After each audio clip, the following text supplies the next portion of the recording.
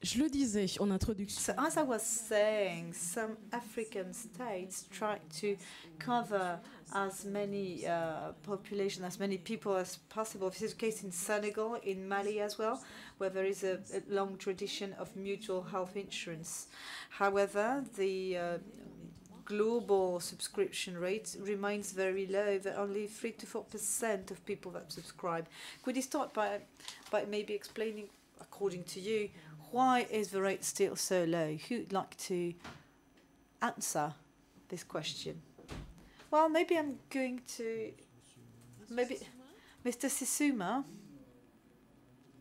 Well, good afternoon. It's a pleasure to be a part of this roundtable. You mentioned previously that there is a low subscription rate to mutual health insurances. And what is the explanation? Well, first of all, I think that those mutual health insurances is a recent phenomenon. They date back to the year 1995.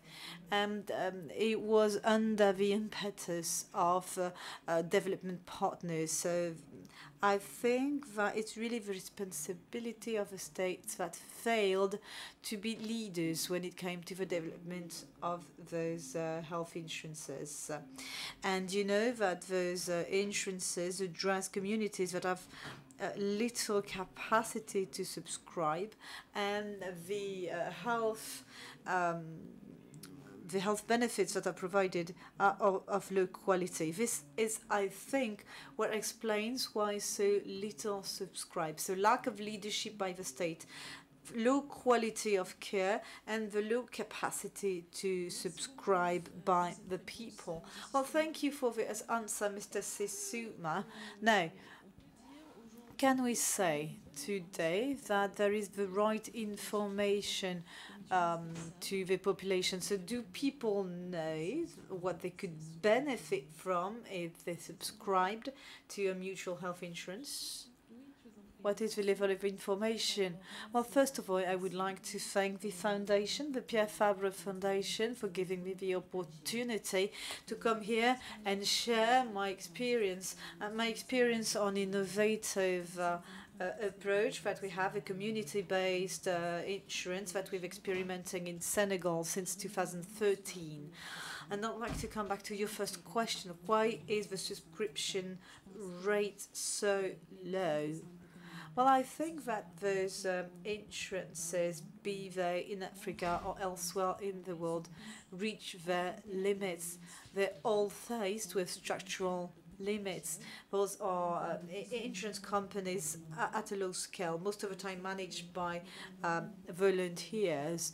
And we know that you can't solve all the health issues in a given population with volunteers. So most of the time, the people that continue and subscribe to the insurance have been members for a long time, and they still and they do not benefit. And you know, having volunteers as staff at the end of the day costs more than having salaried members of staff. To that, you should add the fact that we do not have a high level of skills, and we also have governance issues with those mutual health insurances. Also, you have the contribution capacity of households, which are rather low in remote areas. So there is no much distinction between those with money and those who have less wealthy. And I like to tell a story. One of the stories that we witnessed when we developed our project. That was a Belgian project, and so we went for an assessment study close to Touba. I know that the name was already mentioned this morning. And when we arrived in this village, we wanted to go to the headquarters of the insurance company, and there was not such a thing as a headquarters. So we called the president, and the president asked us to join him in his house. So we arrived to his place. We asked him to present the register, and he had a bag, and in the bag were all the paperwork for the insurance company. So the bag was the office, and obviously you can't really trust one person carrying a bag around with all the information and only one person receiving all the money from the subscribers. That's an issue. Something else that was already mentioned is the benefits package that you receive from those insurances. They are not quite attractive. If you subscribe to get benefits or to get some reimbursement when you go to a consultation or to get a discount on drugs, it's not beneficial enough. And also that's the question of the patient's right. And again, this links up with what I already mentioned, the lack of professional dimension to those insurance companies. Again, people subscribe, but they tend not to remain subscribers. So there's a turnover, which is rather high. There is not a very good penetration rate. It is not compulsory. So as long as you have money, you subscribe. But then when you have less money, then it's one of the first things that you stop paying for. So I think that there's a part that should be subsidized by the state to alleviate the burden on the household, to make it possible for them to access to care. So I think those are a few points that I wanted to mention to answer the first question. When it comes to the second question, could you please rephrase that? Why is it beneficial to be a subscriber, and are people aware of that? Well, you're right, there's always a communication issue. When you have volunteers working for your insurance company, you could ask them to go around the village and talk about a topic that they're not really familiar with. So the communication issue has always been and is still a problem. Also, we do not have in our culture to plan in advance in case you're ill or sick. So there's definitely a lack of communication, which also explains why people do not subscribe. Now, another question to all the participants, and you're free to answer. Also, Mr. Sissouma is free to answer, obviously. I'd like just to have an overview on the different different health insurances. So mutual health insurance, department level health insurance, local health insurance. So what do they cover, and what are the benefits that you can get? Can we get an overview? I know it's a major, it's quite a big question. Well, go ahead. Go ahead. Go ahead. Your turn. Your turn. Go ahead. So it's impossible to give you a comprehensive overview. There are many schemes out there. We can identify from an economy point of view, there are three types of schemes. First type is a model based on insurance. So there are also some mutual health insurances that say they are mutual, but they want to make money, and it works quite well because they recruit patients that pay a sufficient amount of money to be insured, so they do not have a coverage issue. It works in Senegal with Transv, which is the insurance for taxi drivers and truck drivers, and they're well organized, and they know that provided they pay, they get a good coverage. Then you have the mutual health insurance, I would say European model of it. Mr. Cohen-Solal, if I'm not mistaken, this morning presented that scheme. It's interesting from at some level. There is definitely a European model which is based on freedom. You're free to subscribe. You're also free to create or not create the insurance, and also the freedom to resubscribe or not, year in, year out. So when we present that sort of scheme in Africa, you're not really sure whether you inscribed within this European model. And then you have what we call the endogenous or community-based insurance. So this is more a spontaneous initiative.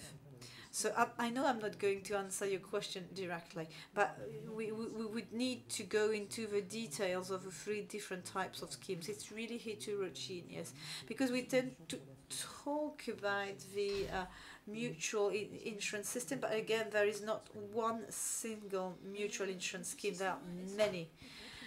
Mr. Sissouma, maybe you could tell us more on the fact that those insurances are quite widespread. It's a scheme that is quite widespread. Why is that? Well, as I said, I think that there is a connection between offer and demand.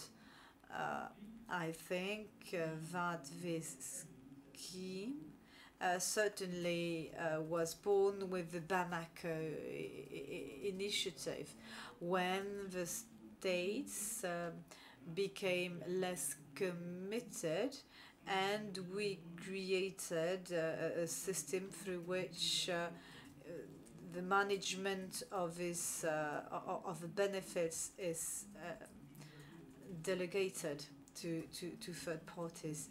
So there was a question on how we can improve the financial accessibility, which certainly explains that by being organized in the community with a Western scheme or without it, we could improve access to care.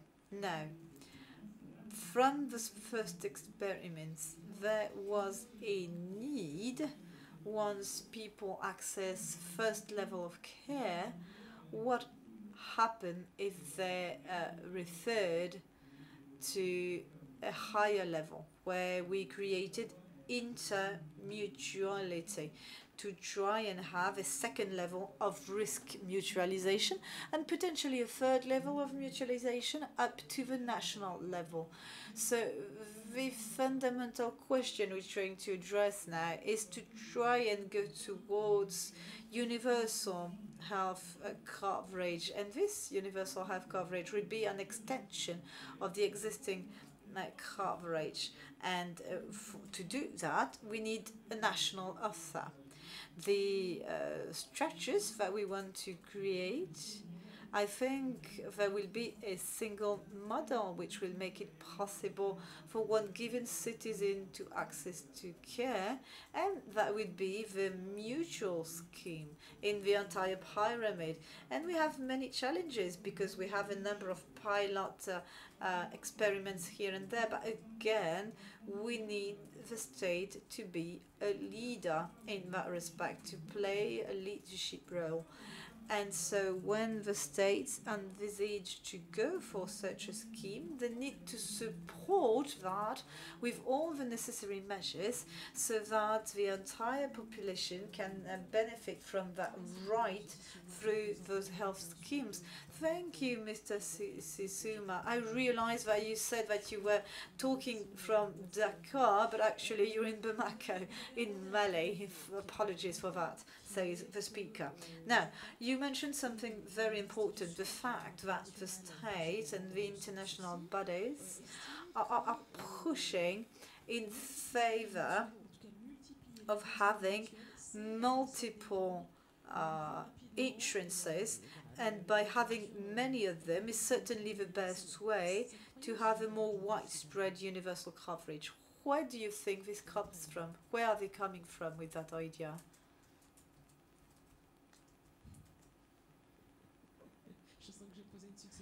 Well, I think I'm going to ask many other questions with no answer. They're too complicated, your questions. So, I think it's a belief which dates back a long time. Again, I'm going to take the example of Senegal.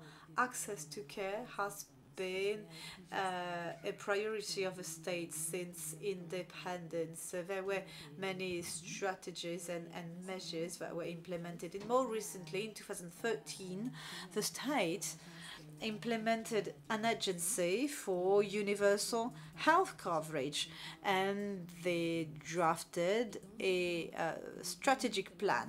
And in that plan, it is stated that the universal coverage of the informal sector and rural sector should go through mutual health insurances.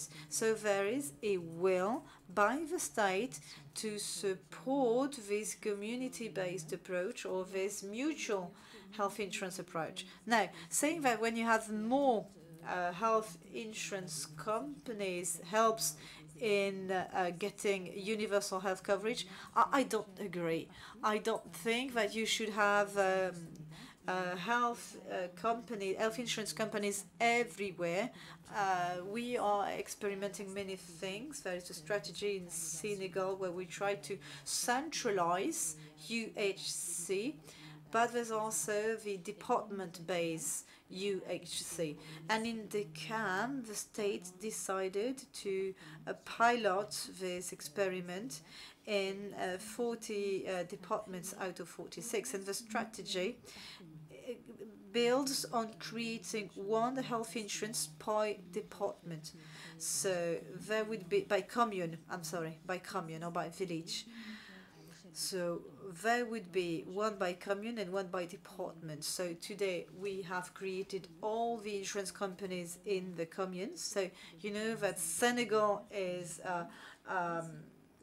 full of those health insurance companies. They're everywhere.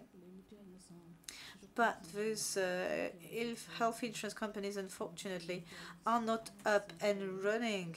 So they exist. They were created by people who do not subscribe. So there is no direct link between creating an insurance company and the fact that people subscribe. So both topics are separate. To help people subscribe and to foster subscription, then maybe we should be more innovative. Maybe we should recreate trust in between the population and the insurance company, because to mutualize your money, you need to have trust. If you don't trust, you're not going to give them your money. So I think it has to do with it, but I don't think there is a connection between the number of insurance companies and the improvement in subscription rate. Yes, that's a very important point. As a matter of fact, that's something that is being said, but it's not necessarily connected. So you talked about trust. So let's suppose that people trust and subscribe, and then you get a testimony like the one that we're going to broadcast now. Takimani, Atakelti, I'm sorry, you sent that. It shows the health coverage in Ethiopia, and that's a testimony of what they think about the care that they benefit from. ዛሬ ለማሳደስ ነው የመጣሁት። በጣም አገልግሎት ከሱ ላይ በጣም ነው ተጠቀምኩ ነው። ይሄውን ለማ ይባላል ልጄ ነው። ጤና ጣቢያ ወስደን ምንም አልተቻለም ያን ጊዜ። ከዛ ጤና ጣቢያ ወደ ሆስፒታል ላከ። በአሹራንስ ታከመ፣ ነፃ ድኖ ገባ። እቺ ብዙ ጊዜ አሁን እቺ ነች ብዙ ጊዜ በቃ ሳምባምች በአሹራንስ ህይወት ያለ ነው። የጤና መድን የጀመረው ከ2006 ጀምሮ አባልነታችን ቀጥለናል። ኩታበር ጤና ጣቢያ ገባሁ መስከረም 24 ከዛ እንደገና ከአቅማችን በላይ ነው ብለው ወደ ቦሩ 5 ኪሎ ኮስ የሰው ደም አረጉብኝ። ደምታ የለው ነው ማለት ነው። ከዛ ያደር በጣም እያመመኝ ታሳነ ካመኝ ያደር ነገ ዛሬ ትሉት ያመኝ ወደ ደሴ ትልኩኝ። ከዛ ደሴ ደግሞ ታማችን በላይ ነው ብለው ወደዛ ላኩ። ከዛ ተሄዱ እዛ በሌሊት 6 ሰዓት ገባሁ ጥቁር አንበሳ። ከዛ ወዲያው 7 ሰዓት በማሽን ያጥቡት 4 ያጥበውኝ በአራተኛው አይኔ ተገለጠ። የሶናላ እንጂ ራሴን ብዙ ነው ተጠቀሙበት። በፊትም ልጆቹ እየታመሙ ነበረ። ሁልጊዜ እዚሁ ነው እያመጣን እናሳክም።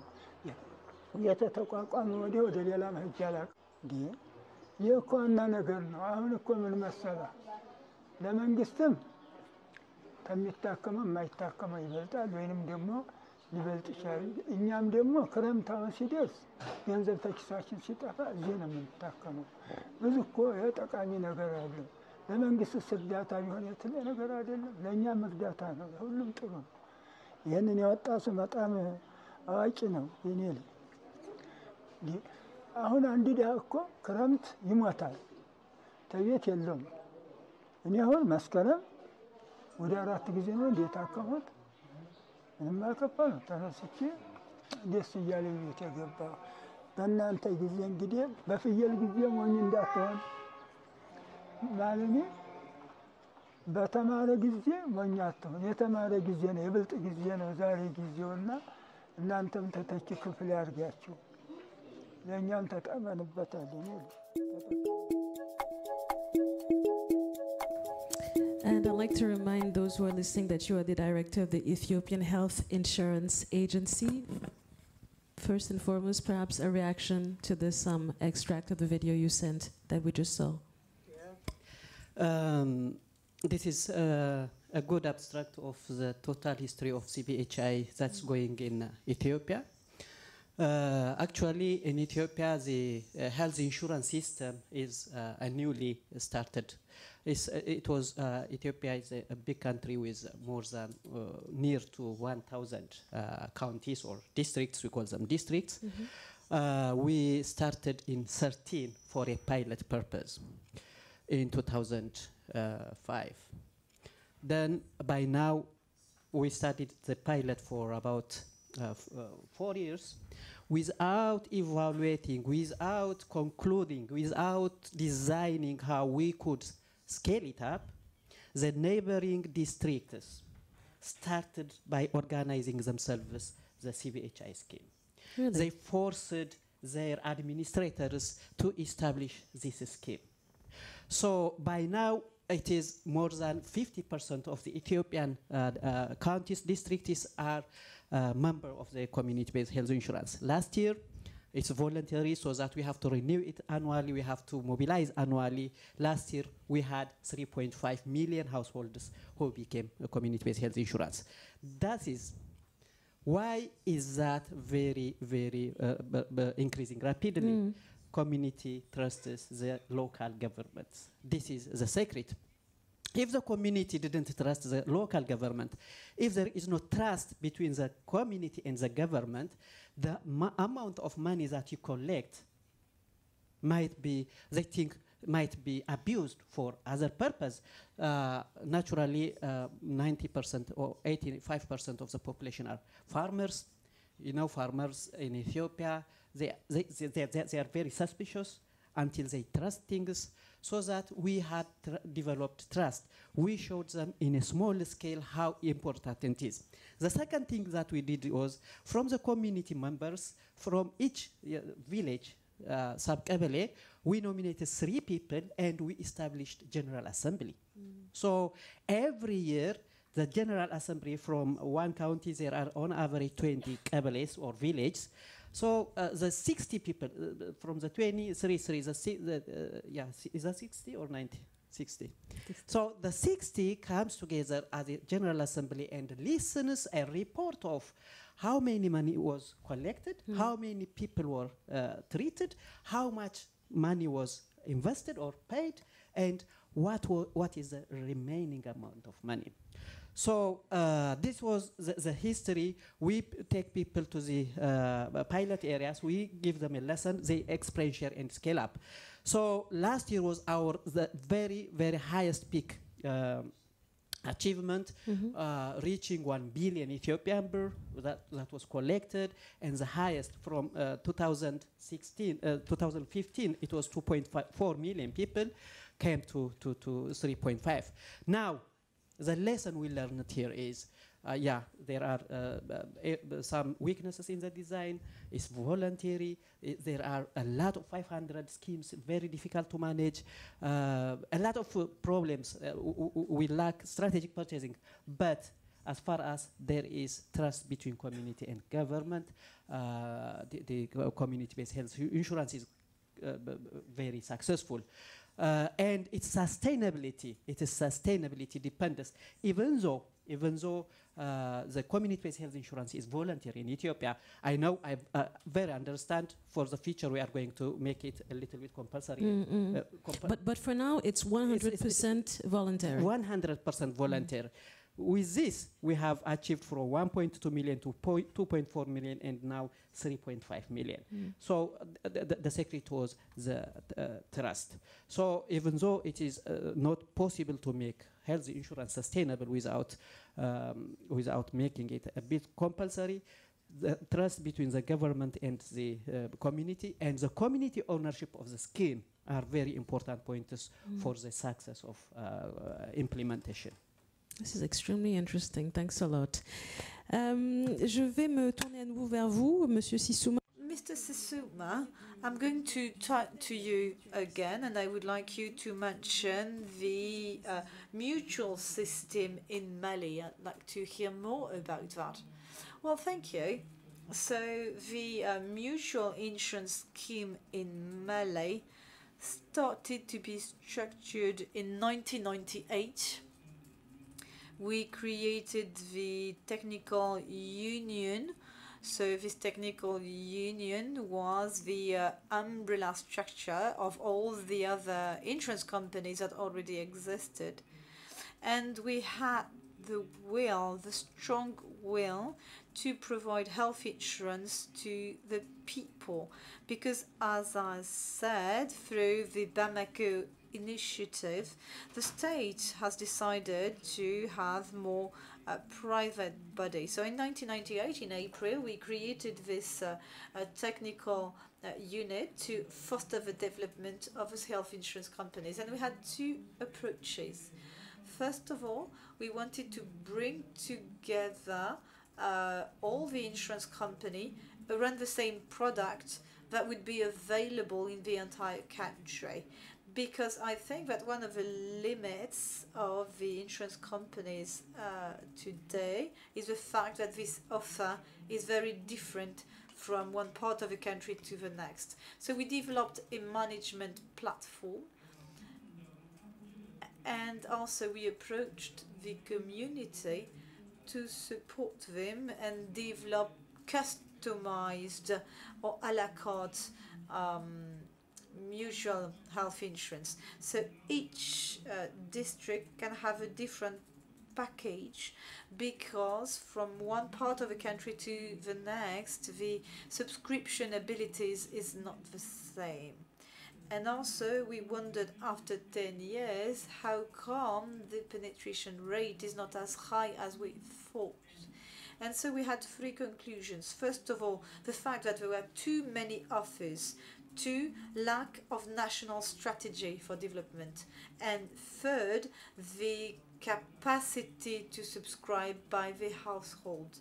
And so we tried to tackle all of those challenges with a strategy to try have a better coverage by the insurance companies. And so, as our Senegal friend said, we developed insurance companies at the commune level or at the village level, and then they were pulled together, and we created a federation that was structured up to a national federation. And then the state decided to subsidize 50% of the fee to really help people access to care at the different levels of the pyramid.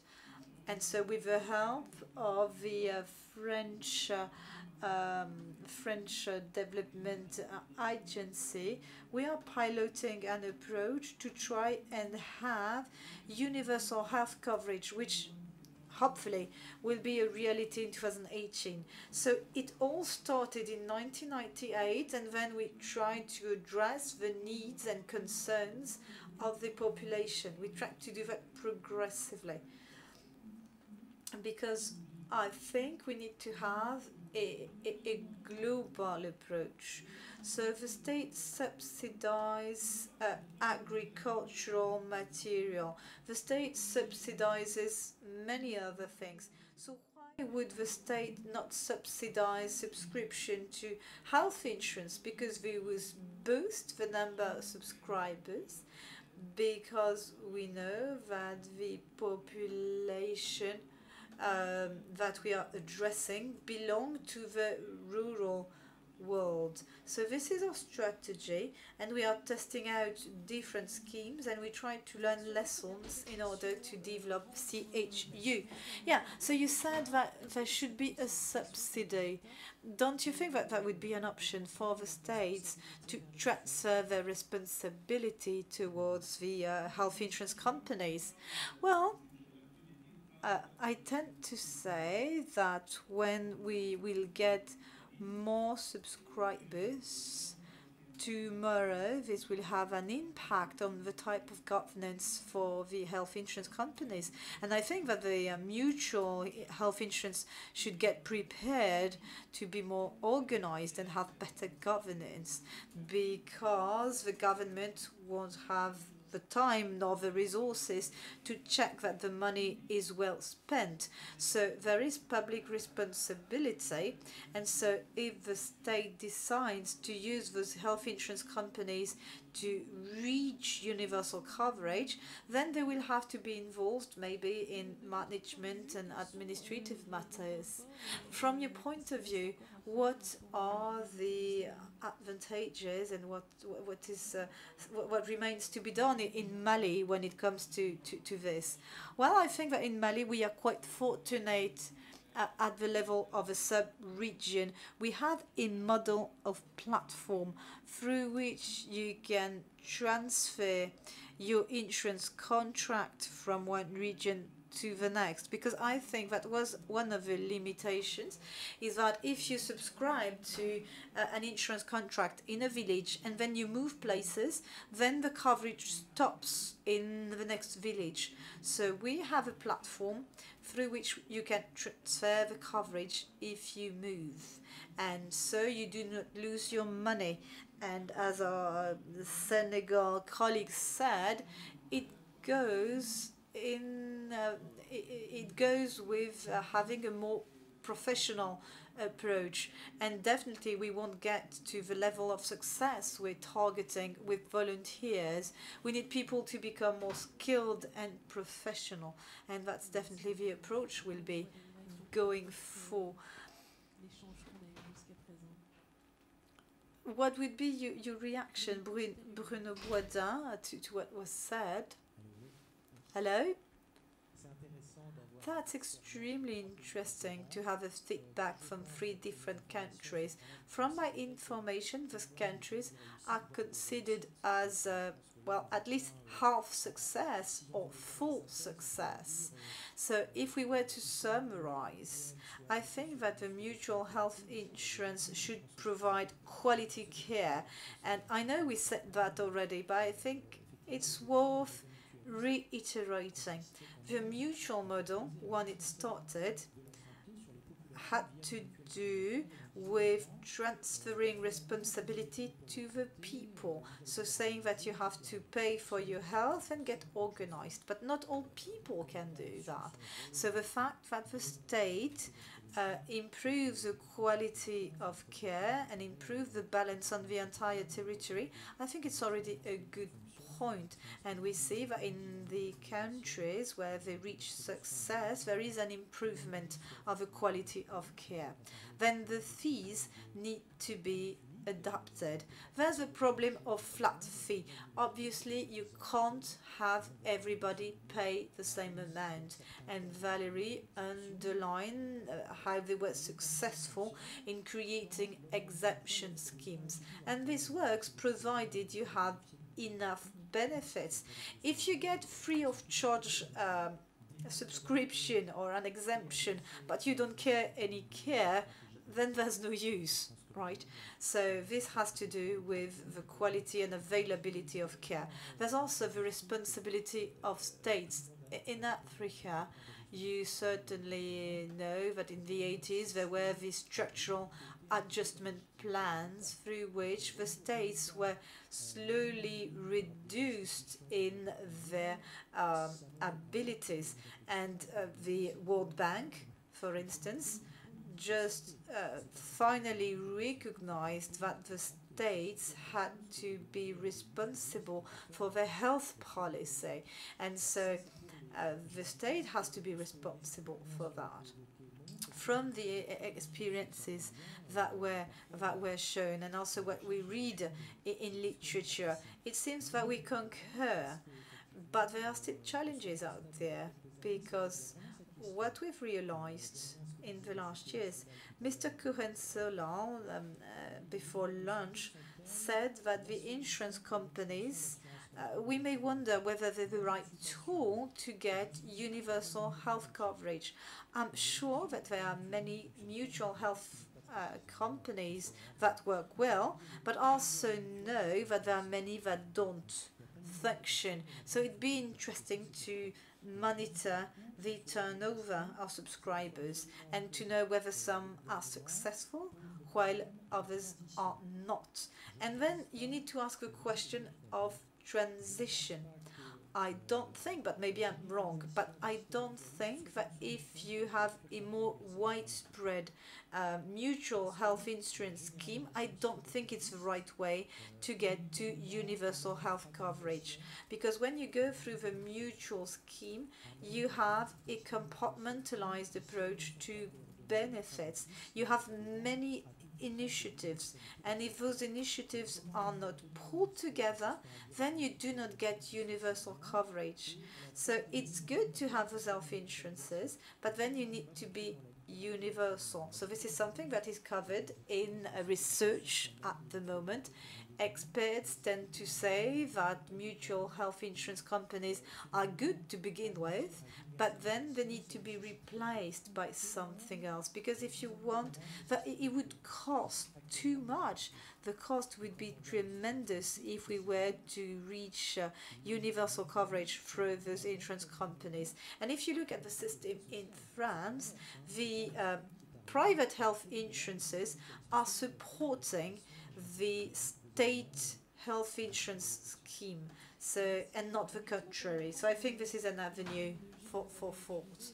Yeah, well, thank you very much. To Nita, I'm going to ask you a question, and then yourself, Atakelti, as well. Do you think that your experience UDAM was a success? Well, I think it was a success. So that was the health insurance at the department level. I think it's a good way through which we can provide universal coverage. We had very good results that we got through UDAM. And if you allow me, I would like to come back to what is very special with that model, because I think it's important what makes the distinction between the unit health insurance companies. So first of all, we wanted to be more professional, and there was also powers that were redistributed. So there is a general assembly, there is a board and an executive board, so there were different levels. But in the UDAM model, the executive board has been removed and is replaced by a technical, professional, qualified tool of people that are paid, and they're in charge of managing the insurance product. And I think that this professional dimension is very important. In the team, we have one director, we have a physician in charge of quality of care and medical advice, we have an accountant, we have people, agents in charge of collecting the money, of collecting the subscription. So they are relay people between UDAM and the people. And then we have administrative staff, we have a driver, we have cleaners, and we have people in charge of surveillance. So again, the management of the entire product is also performed with a computer. So personal data is, all the data are within a software, and we have a professional headquarter, we have also mobile unit through which we can raise awareness and go and see the people. So that's the first thing, more professional. And something else that also was a major innovation is scaling up. We talked about community-based agencies that are limited to a commune. well. In our case, we started at the department level. Let's take the example of Foundiougne, where there are 17 local communities or 17 communes. So one insurance company for 17 communes. So you have a better sharing of risks. It's the principle of high numbers. So the higher the number, the lesser the risk. So, and also the third innovation is the portability of risk. Mr. Sissouma mentioned that already. This is something that is very important.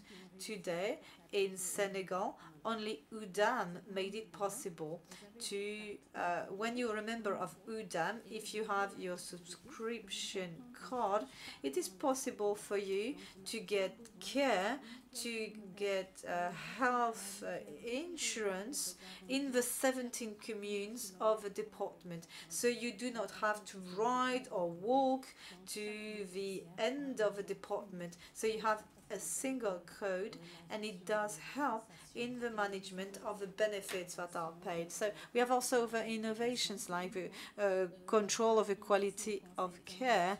It's very innovative to have a physician being an advisor for quality of care. So we tested that out, and with our agency, we're trying to see how we can roll out the same model in other departments, how we can roll out this position as medical advisor for the quality of care. Now, regarding the results, we had very good results. Previously, we said that the penetration rate was more than 10%. This is the case, but with UDAMs, they were created in 2013, and between 2013 and 2017, penetration rate. Before that, we had the mutual-based insurance companies, and those were replaced, and so the penetration rate went from 2% to 27% in June 2017, so from 2 to 27. And now, if we add the principles of universal coverage, especially for children, pregnant women, the Sesame plan for elderly people more than 60%, in Foundiougne, we have a coverage of 68%. So we want to reach 75% by the end of December 2017. We've reached 68%, so we're first when it comes to the ranking. And so we were the first commune. The commune in second reached the national target of 75% of coverage, and this was achieved since 2016. So which goes to show that the scheme just is successful. We had a visit by the Minister of Health.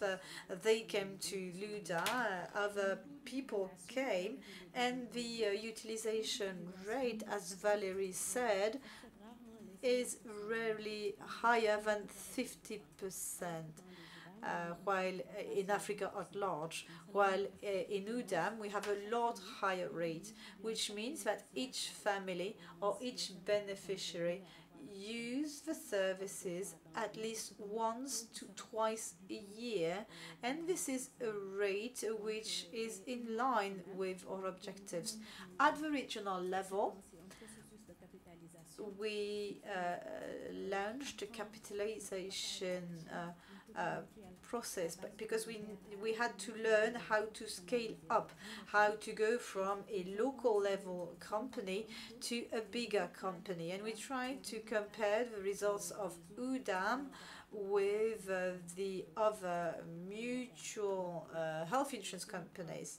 And if we compare the region in FEDIC, where they have 3 departments, Department of Foundiougne, we realize that 69% of the beneficiaries come from one department only, which means that they still have this problem of low penetration rate.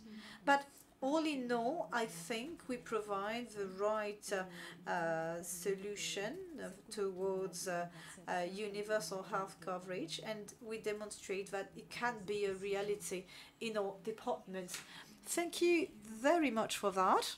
Analysis, why you think the European health package is so successful and has such great impact. You already told us it had a great impact on the populations concerned.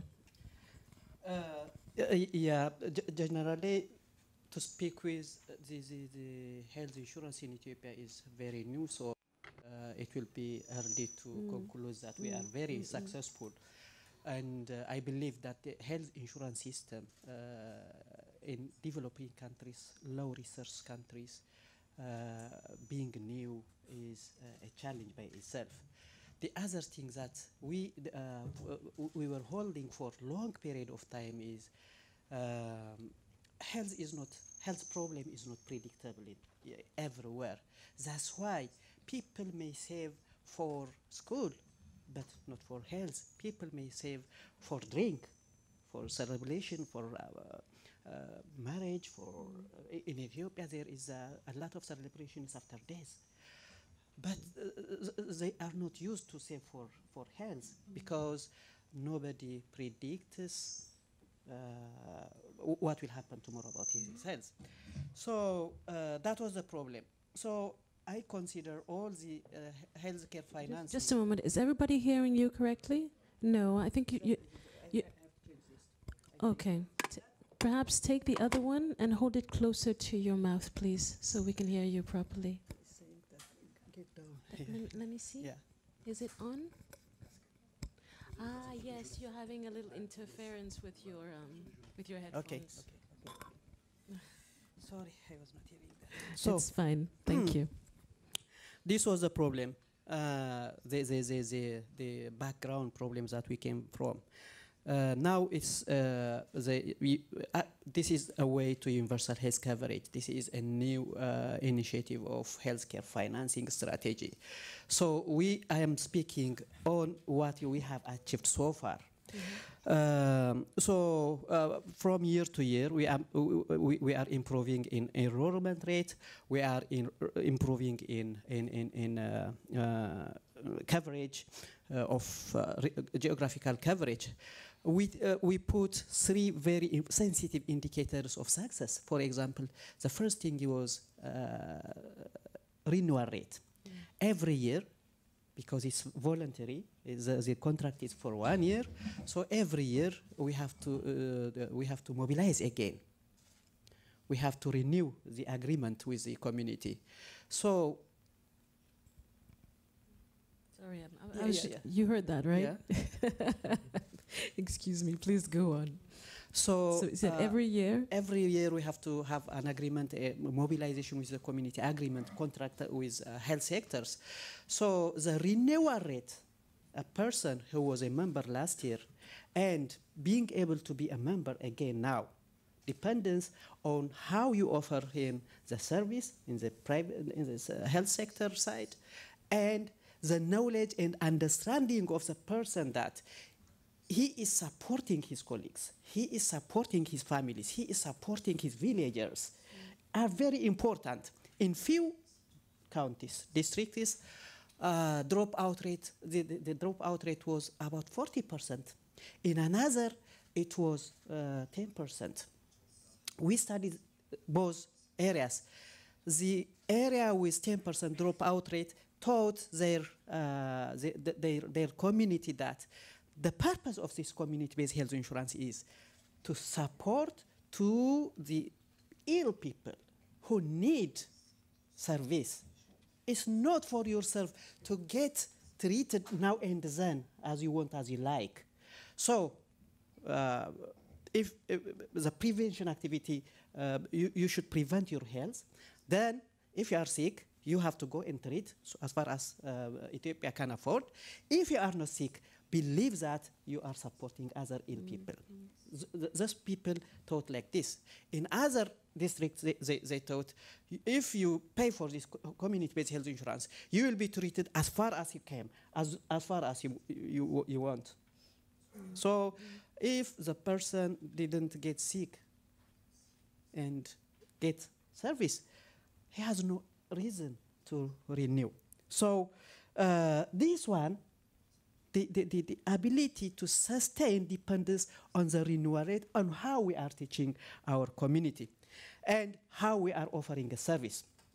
If the person is not community health insurance member in Ethiopia, there is a gross shortage of drug, gross shortage of work manpower, so that if there is no drug in that health facility, if community health insurance member, we offer him the drug, we cover his expenses from private health sector. If he is not, he has to go to pay for expensive cost. So this is the reason.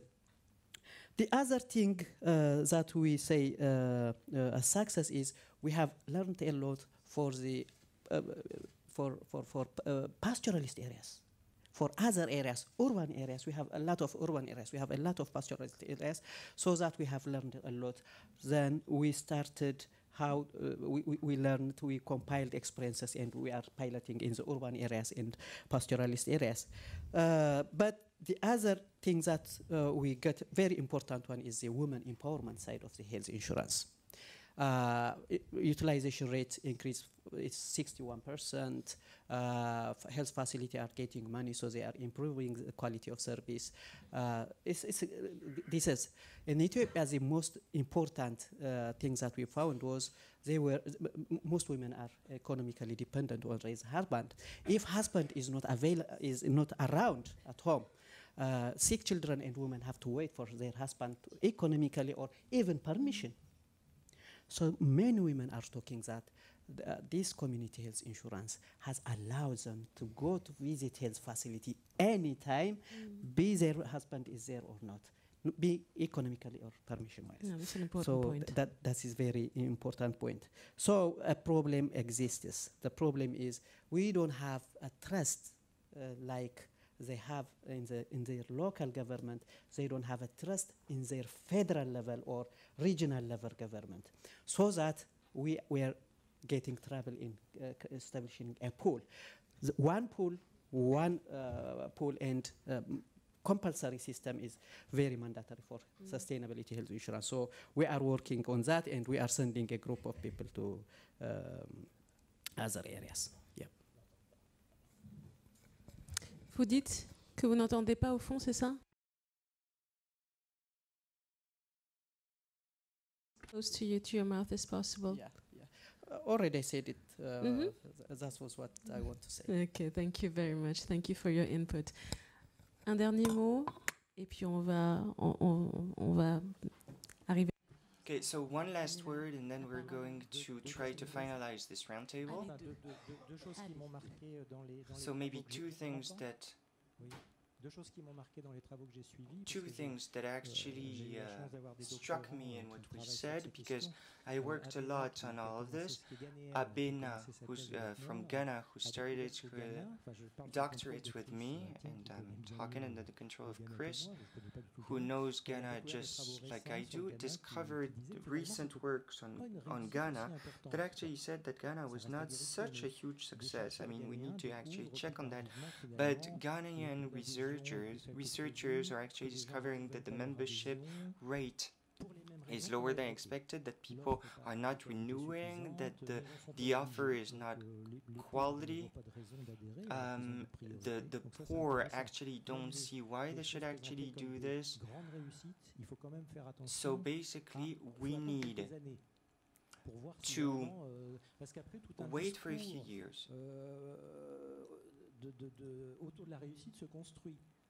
Because a whole speech around success actually will have to be developed, because a lot of people are actually said, is Ghana going to be successful? And I heard that a lot of people are actually were booed because of this. So we need to wait for the actual results before we actually do anything. Another thing that we said is that we talked about private health insurance and community private health insurance. I mean, what we call community private health insurance. Juliette Lambda actually worked on this in Senegal, a doctorate in Senegal. She had a qualitative study done from Lille in France, and she actually realized that the private insurance worked really, really well when the community was homogeneous, probably because of ethnic and religious common points, etc. But the problem is that it was discriminating against everybody else. So should we actually make sure that the people who are the best organized are going to make it happen and the others will have to give up? Ultimately, it's up to the state that needs to make sure that the private health insurances are going to be able to work together. So we need to actually make a difference between the micro results and the macro results. It's not because you have good results with the micro at the micro level that it's going to be working at the macro level. Est-ce que nous avons des questions de la salle? Une question juste Do we have any questions in the audience?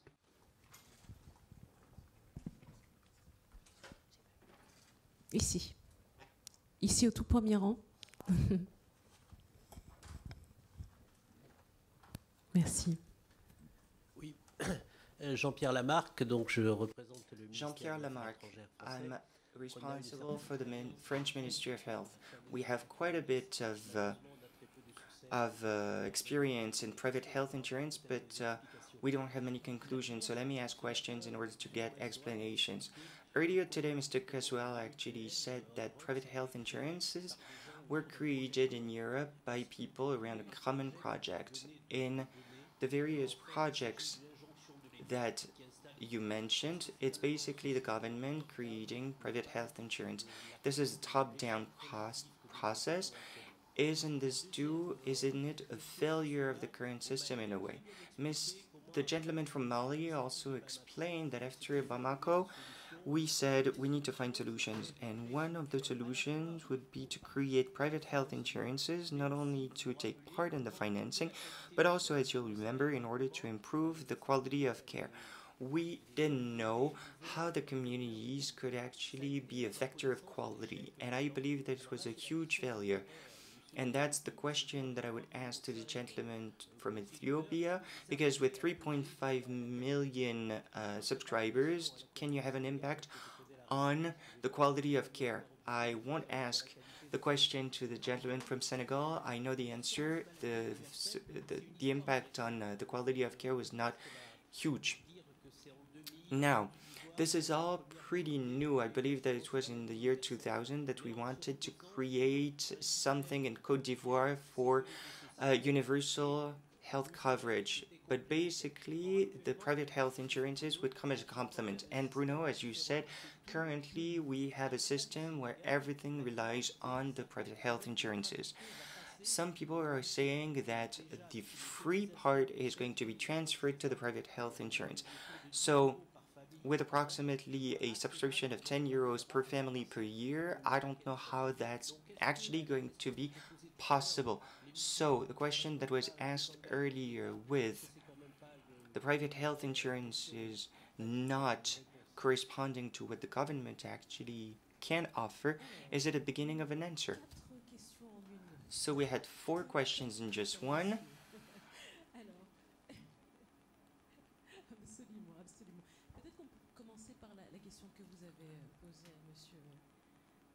So maybe we can start with the question that was asked to Mr. Atakelti.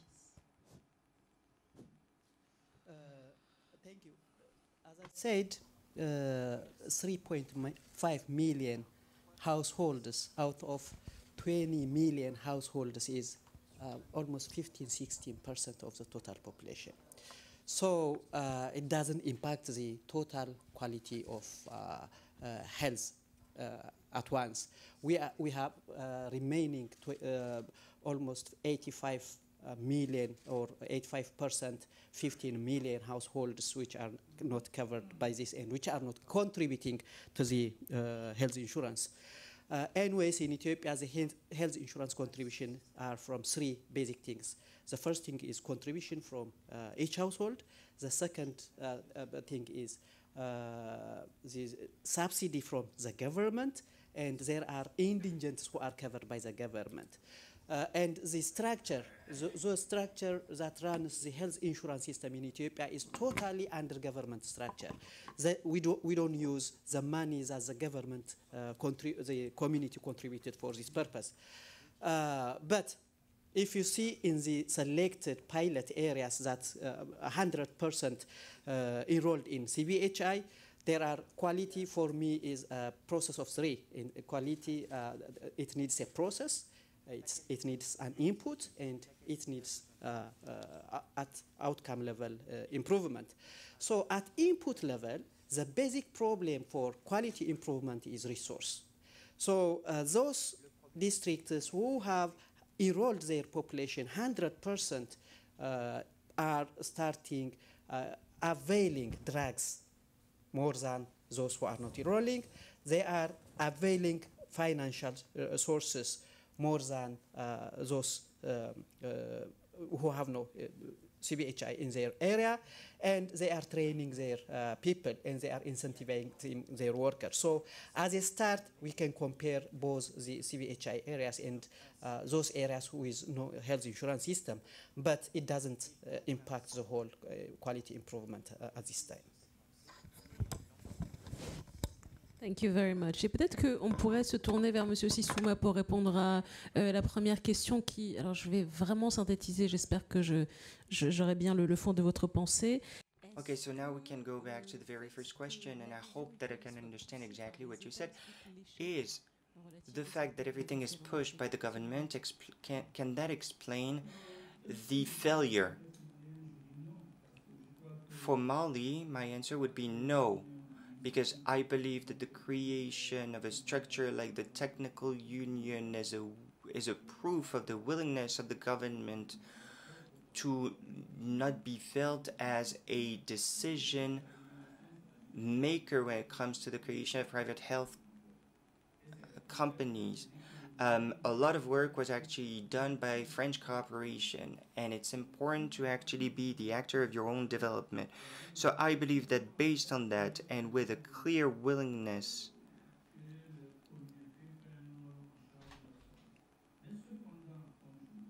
to see the community actually take care of itself, but at the same time, it's up to the government to offer coverage for all the citizens.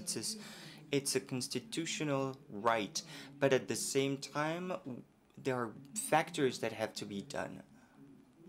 We realize that for Mali, for instance, 78% of Mali citizens are supposed to actually be covered via private companies. But if you have a look at the budget of the government, the resources in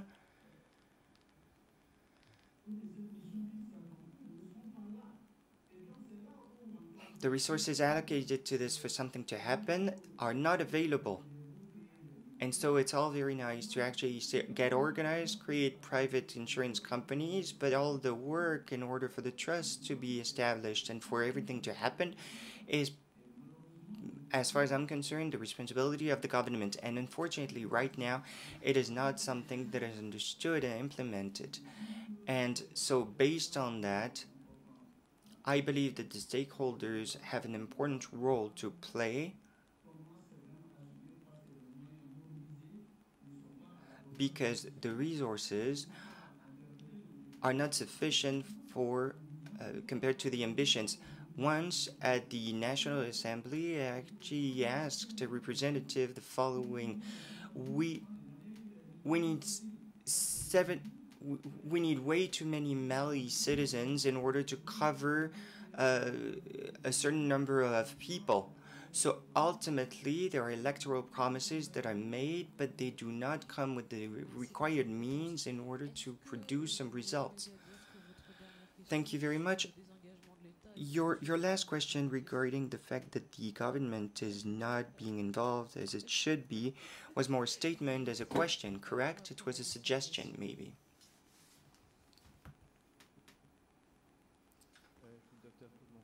Claude Moncorgé, a doctor. I'm in charge of OPALS, which is an NGO developing programs in sub-Saharan Africa. Right now, we're going to start a new program with the Togo government for private health companies. So this is particularly interesting to me today. MEMS Bineta, Senegal. You had two types of presentations. The first one where we actually felt that there was a lot of disillusion regarding small-scale community private health companies, not too professional, many volunteers, etc. And you finished your intervention on a much more optimistic note, talking about UDAM at the departmental level, with a much more professional management.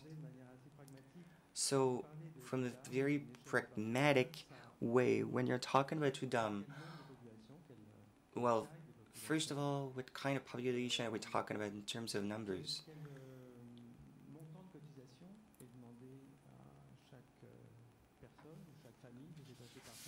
What's the subscription amount for each family or household or whatever? And finally,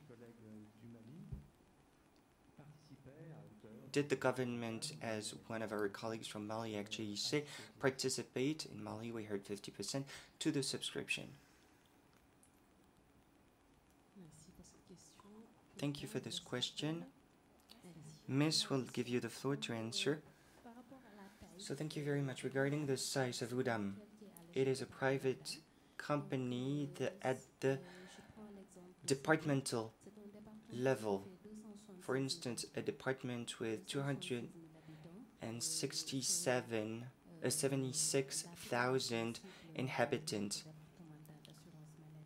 It is a target population, and based on and regarding the subscription amount, cost, subscription to UDAM can vary.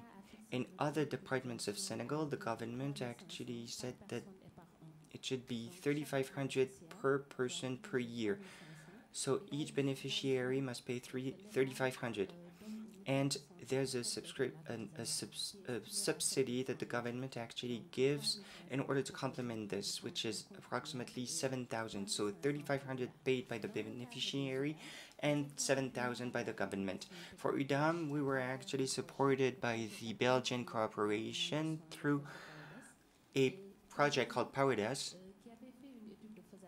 which had done a feasibility project, economic, technical, and financial study that was actually done by a third party. And the study actually showed that the subscription could be lowered to 2,500 francs per year and per person, meaning that as part of UDAM, the subscription varies. It depends on the size of the family.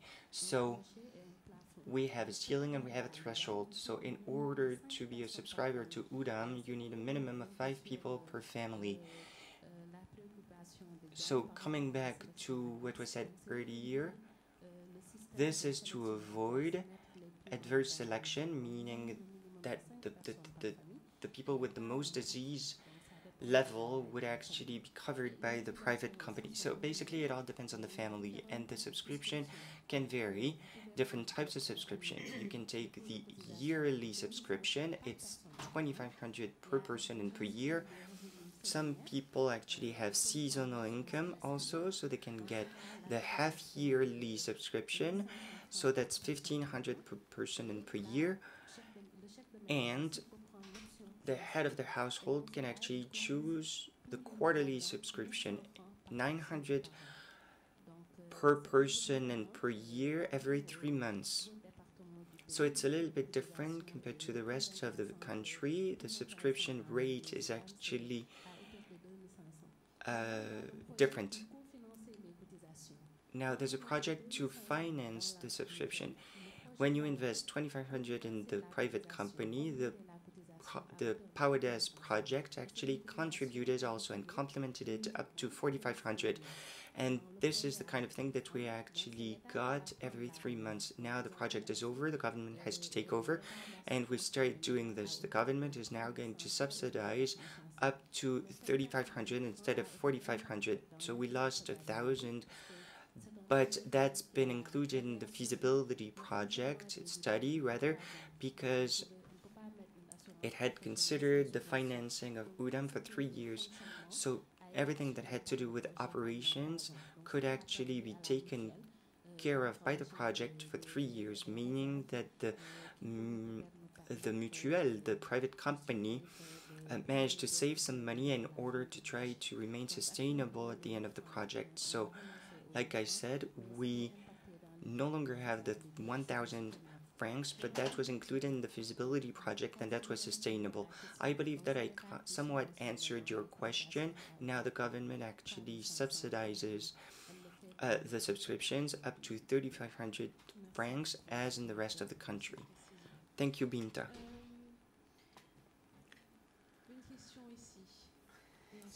There's a question right here, and then another question right behind.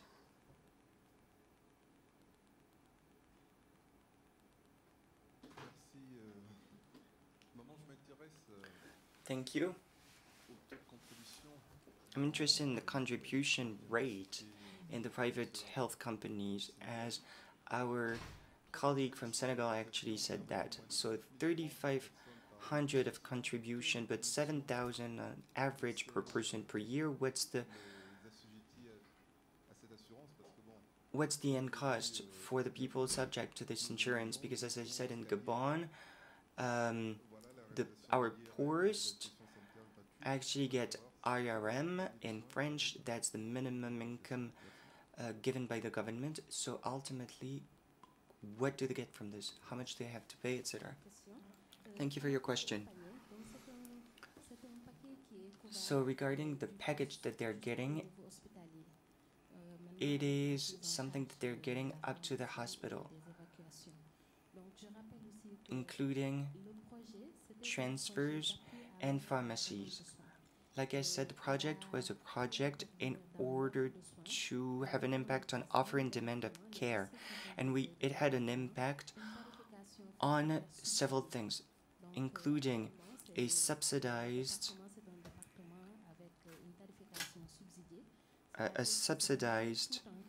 rate, meaning that everything is included.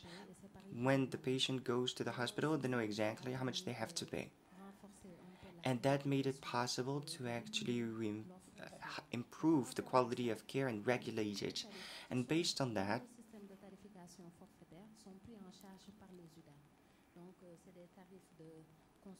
everything that's included in the rate is taken care of by UDAM. 2 types of rates.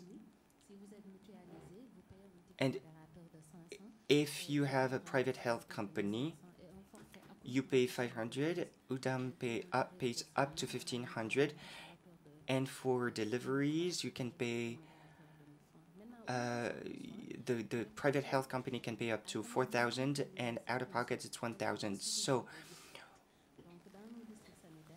So in our district,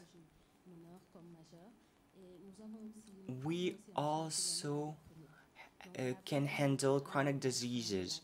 So we really improve the quality of care. So ultimately, at the regional level, everything is okay now. So basically, in terms of the rate is handled by UDAM, and it can go to between 75 and 86%. So basically, it's all taken care of. Now this year, we managed to have financial independence, so we have a larger portfolio of offer. So we have some agreements with some regional hospitals, and we also started working on transfers from the doctor's office to the hospital, because actually the doctors had to pay for that. The patient had to pay for that before. So basically the transfer can now be free. We can pay for 100% of this. And we also charge it at the doctor's office level. Drugs are part of the rate.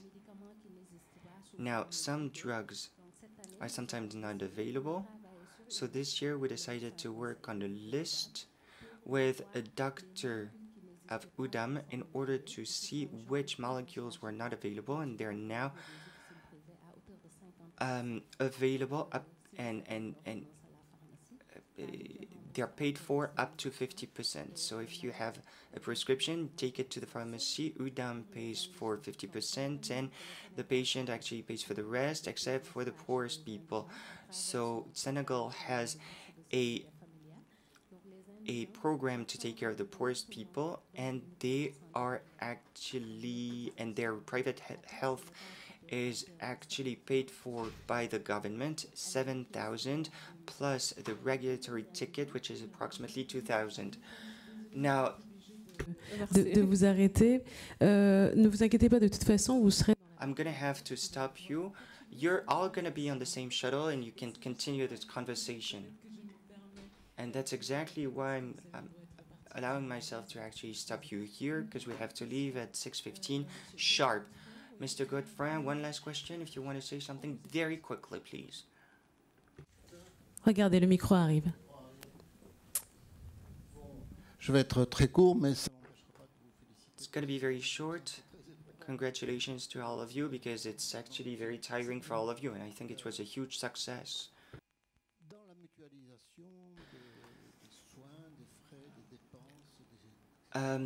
When it's about putting together all the care, all the expenditures, etc., there's a stakeholder that you shouldn't forget about. That's not on the ground, that's not in Africa, but that's actually right here in Europe, and more specifically in France. It's the migrants. The migrants who work here. They're resident aliens. I see them, I go and talk to them, and I'm talking to my friend from Mali right here on the screen. And I'm struck by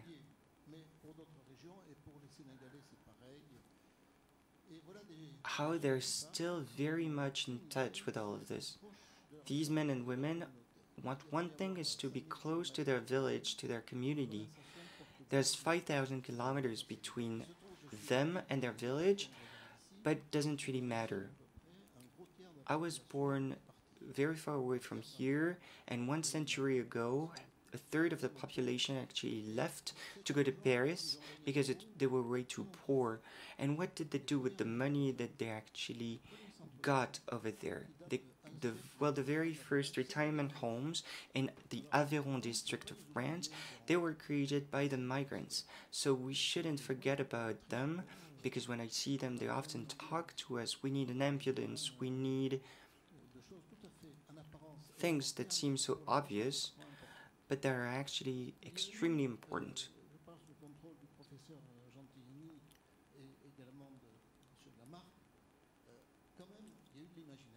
And Mr. Gentilini and Mr. Lamarck showed quite a bit of imagination.